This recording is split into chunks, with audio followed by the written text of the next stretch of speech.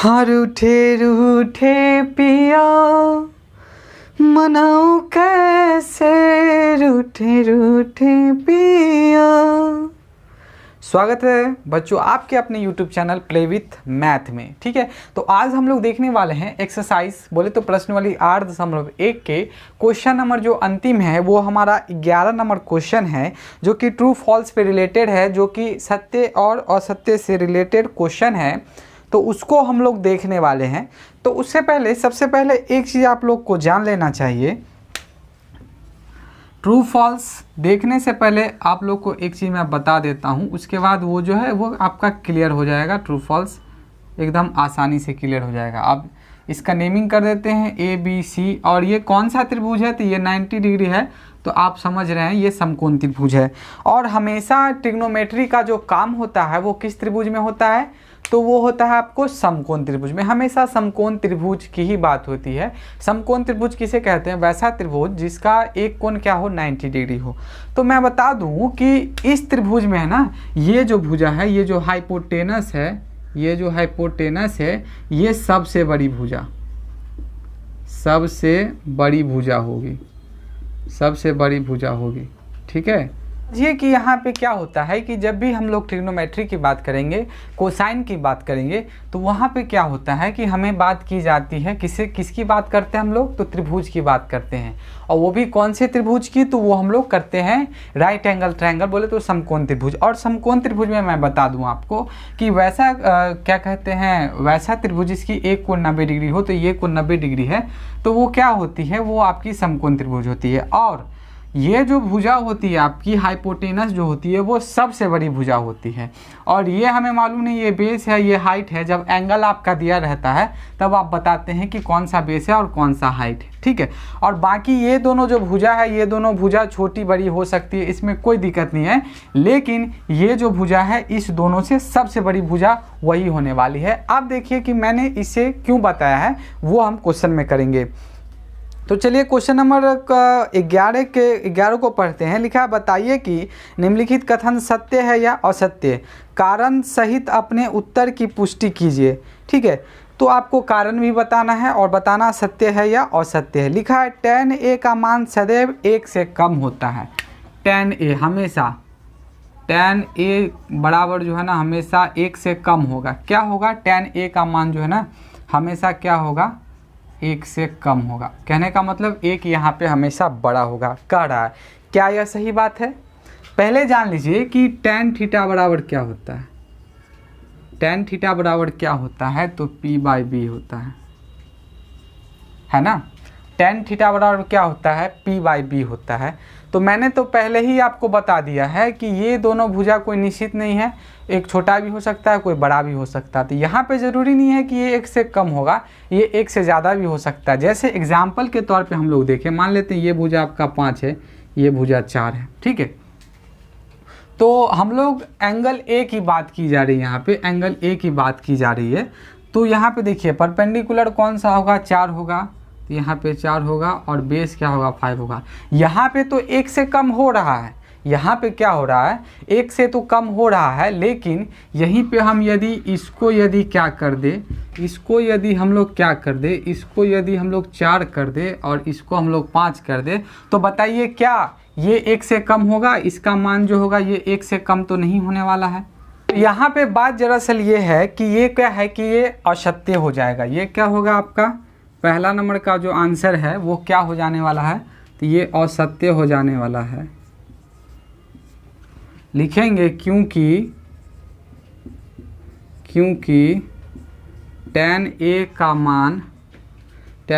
का मान भुजा के अनुसार 1 से छोटा या 1 से बड़ा होगा। भाई यहाँ पे बात है कि भुजा जैसी रहेगी उस अनुसार उसका मान होगा। ज़रूरी नहीं है कि इसका मान जो है ना हमेशा क्या होगा? 1 से कम होगा। तो ये बात तो आपको समझ गई, ये पहला नंबर था। चलिए अब हम लोग पढ़ते हैं कि 11 का दूसरा क्वेश्चन बोल रहा है, कोण A के लिए कोण ए की बात की जा रही है। इस बार मैं 4 और 5 को हटा देता हूँ, उस समय मैंने समझाने के लिए बोला था आपको। कोण ए के लिए जो है ना, कोण ए के किसी मान के लिए सेक ए का मान 12/5 होगा।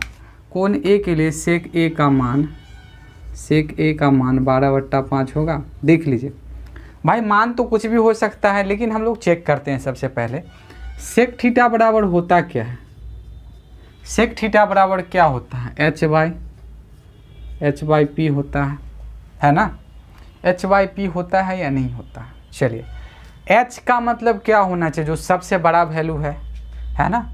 h का मतलब सबसे बड़ा वैल्यू होना चाहिए। तो यहाँ पे मान लेते हैं ये 6 हो गया h, और परपेंडिकुलर हम लोग के लिए क्या काम करेगा, ये 4 है ना। तो h की जगह हम लोग 6 दे देते हैं, और नीचे क्या करेंगे, p की जगह 4 दे देंगे। तो आपका क्या आ जाएगा, 3/2। और ये 3/2 को आप पॉइंट में निकालेंगे तो ये क्या होने वाला है, 1 से बड़ा होने वाला है या नहीं होने वाला। 1 से बड़ा होगा ना। यहाँ देख लीजिए 12/5 क्या है, 1 से बड़ा है। तो सेक किसी भी सेक ए के लिए 12/5 मान होगा या नहीं होगा, डेफिनेटली होगा, क्योंकि ये क्या है, 1 से बड़ा है। अगर हम सेक थीटा की कोई भी वैल्यू निकालेंगे तो वो 1 से बड़ा होना चाहिए। तो यहाँ पे लिखेंगे सत्य। सत्य सत्य है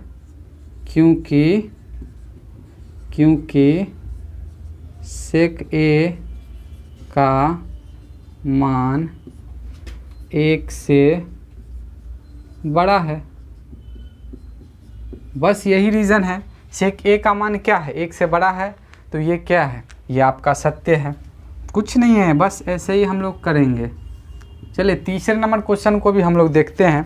लिखा है कॉस ए के लिए कोण ए के कॉसकेंट के लिए प्रयुक्त एक संक्षिप्त रूप है। भैया देखिए, कॉस ए को ये कॉसकेंट बोल रहा है। तो देखिए कॉसकेंट कोई भी चीज़ नहीं होता है, कोसाइन की बात होती है। तो यहाँ पे लिखेंगे ये औसत्य है। यहाँ पे अगर पूछता कि कॉस ए के लिए कोसाइन संक्षिप्त है तो वहाँ पे हो जाता सही, लेकिन यहाँ पे क्या होने वाला है, सही नहीं होने वाला। यहाँ पे लिखेंगे औसत्य। औसत्य औसत्य है क्योंकि कॉस ए के लिए कोसाइन क्या है, कोसाइन प्रयुक्त संक्षिप्त रूप है। प्रयुक्त संक्षिप्त रूप है। देखिए यहाँ कॉसकेंट कोई मतलब ही नहीं बनता है, वहाँ कोसाइन होना चाहिए। तो कॉस ए के लिए कोसाइन जो है ना प्रयुक्त संक्षिप्त रूप है। ये चीज़ आपको समझ गई। चलिए अब इसको नोट डाउन कर लीजिए पहले, उसके बाद हम लोग देखते हैं 4 और 5 नंबर को। तो अब देख लीजिए हमारा चौथा नंबर जो क्वेश्चन है, लिखा है कॉट ए, कॉट और ए का गुणनफल है। मतलब क्या है, ऐसे बोल रहा है कॉट ए जो है, कॉट और ए का गुणनफल है। ऐसा कोई बात नहीं है भाई। यहाँ ए का मतलब जो है ना एंगल होता है। क्या होता है, थीटा। थीटा बोले तो एंगल होता है। ये किसी भी रूप में कॉट और ए का कोई गुणनफल नहीं होता है, समझे। ये कॉट ए का कभी भी गुणनफल नहीं होगा। तो ये देखिए कोई मतलब ही नहीं रहेगा। जब गुणनफल यदि हो जाता है इसका, तो कॉट का कोई मतलब ही नहीं रहता। तो यहाँ पे लिखेंगे औसत्य। औसत्य है क्योंकि कॉट तथा ए का कोई मतलब ही नहीं है। कोई मतलब ही नहीं होता है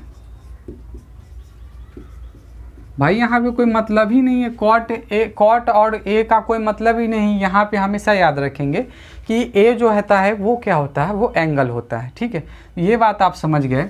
ये हमारा चौथा नंबर क्वेश्चन था। अब हम देख लेते हैं इसी के आखिरी क्वेश्चन को। लिखा है किसी भी कोण के लिए थीटा के लिए साइन 4/3 होगा। कोई भी के थीटा के लिए साइन थीटा बराबर 4/3। आप देख लीजिए, सबसे पहली बात कि साइन थीटा बराबर होता क्या है ये बता दीजिए हमें। साइन थीटा बराबर P/H होता होता है ना, होता है या नहीं होता भाई। अब P/H होता है तो P क्या होता है, P तो H से छोटा होता है ना, तो ऊपर वाला वैल्यू हमेशा क्या होना चाहिए, छोटा होना चाहिए। क्या ऊपर वैल्यू वाला वैल्यू छोटा है क्या। जैसे इसी की बात हम कर लेंगे तो ऊपर क्या आना चाहिए, 4 आना चाहिए, 6 आना चाहिए। 4/6 है, कम है क्या, छोटा है वैल्यू, ये क्या 4/6 भाग नहीं लग रहा तो पॉइंट में जाएगा तो ये क्या होगा, 1 से कम होगा ना। तो यहाँ पे भी जो साइन थीटा की वैल्यू वो 1 से कम आनी चाहिए, लेकिन यहाँ पे 1 से कम नहीं है तो ये क्या होगा, असत्य है, क्योंकि साइन थीटा का मान हमेशा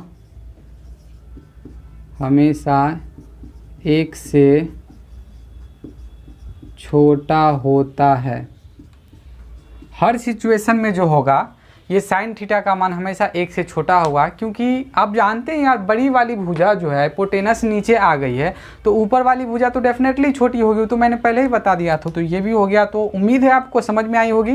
तो नोट डाउन कर लीजिएगा आप। अगर आप चैनल में नए हैं तो चैनल को सब्सक्राइब कर लीजिएगा, बेल आइकन का बटन दबा दीजिएगा। वीडियो पसंद आई हो तो लाइक कर दीजिएगा, ठीक है। और कुछ भी शिकायतें हो तो कमेंट बॉक्स में जा करके सुना दीजिएगा अच्छे से। तो मिलते हैं नेक्स्ट वीडियो में, तब तक के लिए अपना ख्याल रखिए। Goodbye, take care, good night.